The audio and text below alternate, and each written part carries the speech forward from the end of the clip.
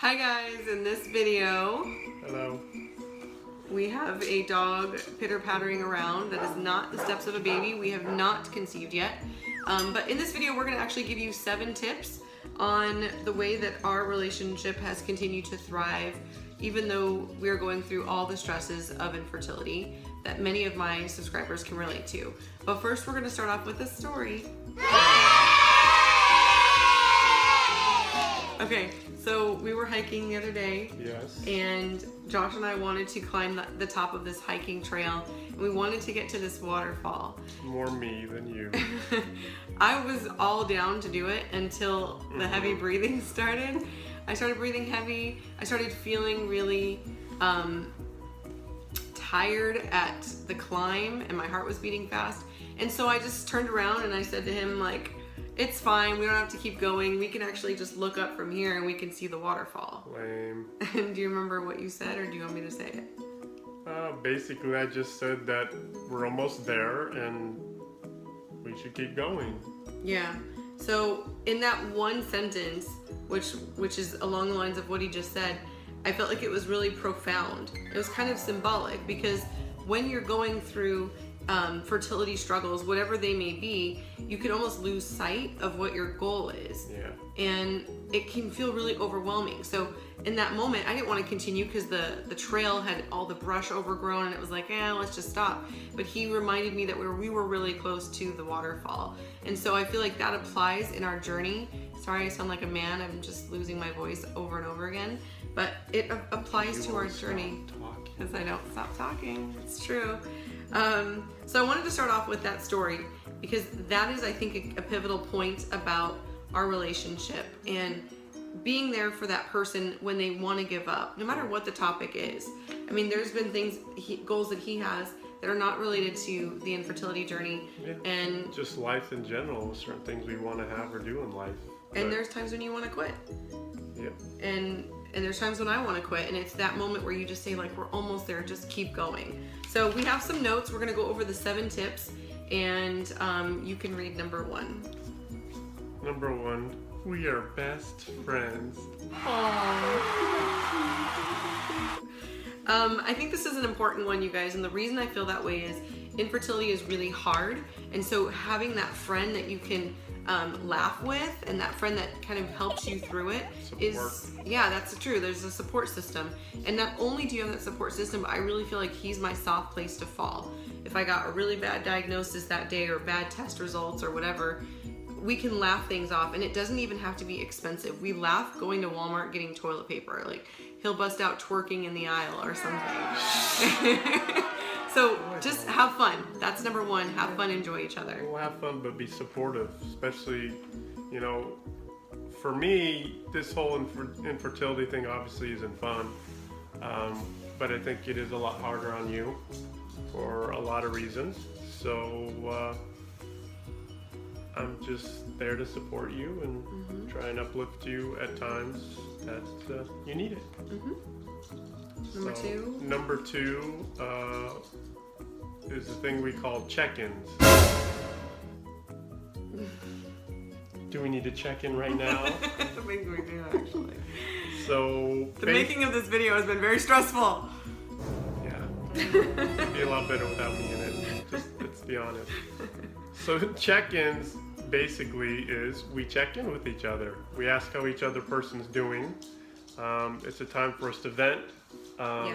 Not to go off on each other, but like, for instance, if I'm just having a bad day at work, and she can tell, and I come home and she's like, what's wrong? And I'll say, like I said, it's all in well, it's like you're just unloading what's on your chest in a way where it's safe. There's no finger pointing, there's no judgment.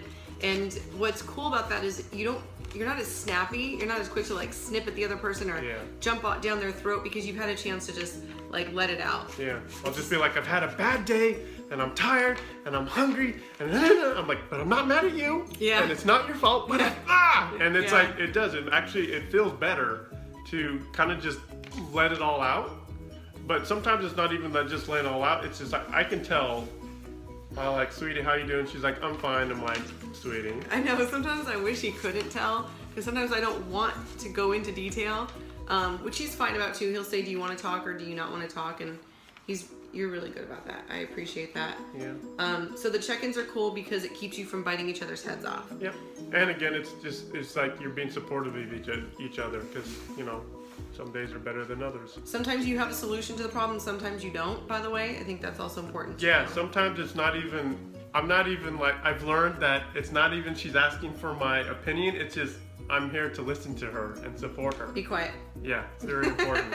Let her talk and I'm just, I'm sorry. Okay, next one. Number 3, we are affectionate. You're so sweet. Oh my god. Okay, this one I think is important because I was guilty of breaking this one. So when you are in the trying to conceive realm and you start to I'm not get a like, piece of meat. there were moments when I would tell him like, okay, we need to have sex at this time because I'm ovulating according to the stick that I peed on and all that. And it totally takes the romance out. It becomes like this. A little bit. Just a little bit. Alarm clock going off. Yeah, no pressure. So I think this one's important because being affectionate, doing things like holding hands. I'm not talking about making out in the grocery store. I'm talking about holding hands and maybe, you know, rubbing. I like to rub the back of his head when he's driving, which he really enjoys. He falls asleep while we're driving. It's fine. Yeah. But yeah, and then another cool thing. Temple kisses. He gives me temple kisses. Those are my favorite thing. And then also stomach massages too. Yep. That's a good one. Yep. Should we move on to the next one? All right, number 4, we aren't mind readers. Although sometimes I am. Sometimes I am too. Yeah, well. Okay, so we are mind readers. That's number 4. Yeah. Next. No. So this one I think is important to go into because I can't get mad at him for not doing something that I'm not asking him to do. He doesn't know I want him to do it.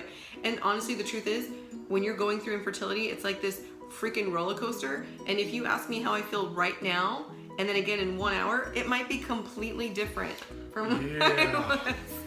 So, well, obviously, in any relationship, regardless of going through trying to get pregnant or you pregnant, communication is important. yeah. So, yeah, I can't always tell what you need or want, and vice versa. I want to tell everybody the special thing that you did for me though, because you guys may want to use this one as well. So Josh isn't going to be able to attend all of my doctor's appointments, and I feel really sad about that. I do feel like I'm going to miss him and he's not going to be there at something that's important. So one of those things I requested of him that he could have never read my mind is to please, I was trying not to burp, to please just write a letter that I can read when I'm going through some of these procedures or steps or appointments or whatever. Or just a time you're not feeling good. Yeah, and I haven't read it. He gave it to me and I haven't read it yet. I'm gonna hold on to it. All right, number 5. Yes. We mapped it out. Yeah, so I came home from the doctor's office the other day with like a packet, right? It was like we were buying a house, all the stuff we had to fill out. A lot of paperwork. Yeah, and I told him like, this is on these days, this is what I'm gonna be doing. So, A, can you come to these appointments? Yes or no, obviously. And then B, this is what medications may come into play. And if they do, these are the side effects I may experience. Yeah. It's kind of just like trying to have a plan as Yeah, best you kind can. of organize it as much as you can, even though a lot of it you don't know till you know. Yeah, which sucks because I'm a control freak, so I want to like know everything. Just a little bit of a control freak. I think that's one of the issues she's having too. Is that I mean, okay? obviously she can't get pregnant, but the control thing is a little bit of a problem. And that's the thing, like, I'm like easy, laid back, go with the flow, it'll just happen. And she's like, I must know now. And That's I'm true. like, sweetie. I've hired so many psychics in this process. Yeah. That's another video. Yeah. All Number right. 6. Number 6, we forgive fast. Yeah, like right now, because when we were making this video, I got irritated with him, and then we stopped the video, and now we started it again, and we're over it, and we move on. That's all there is to say for number 6. I guess. Well, we fight fair. Yeah, we fight fair. We try not to do things like bash each other, but instead like bash what you're mad at. Like, I'm mad that you're not doing this. We're not always perfect though, I'm not gonna lie. Like, we Again, have that's our... part comes down to communication. Yeah, we sometimes fall short, but we try to Anyway, make it yeah, fast. we try not to stay mad at each other too often, for too long. I'm still mad at you. Yeah. Life sucks, so. Okay, number 7, we have a life outside of each other and natural IVF. Do we? We do. Doesn't seem like it. So Josh has a couple hobbies that are really important to him, and Sometimes she allows me to do those things. I don't like to stop him from going and doing things with his friends or his hobbies or what have you. And I think that's important. Yeah, because, vice versa. Yeah. I'll allow you to go out. Allow, that's our joke. We say, well, I'll allow you to do that. Mm-hmm. But yeah, it's important that you do things that are not just about babies, because then you'll become obsessive, which I've also been guilty of at times. Again, just a little bit. So, I'm just gonna finish with this, you guys. It is a balancing act.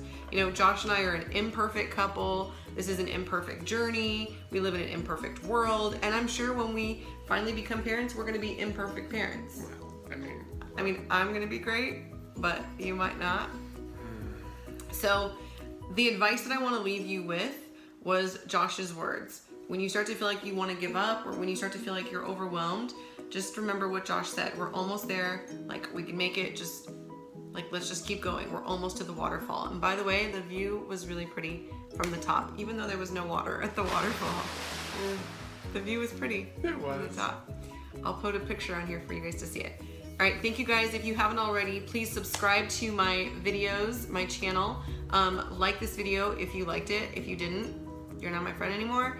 And also share this with people who you think might use some extra tips in terms of helping with their relationship. Bye. Bye, guys.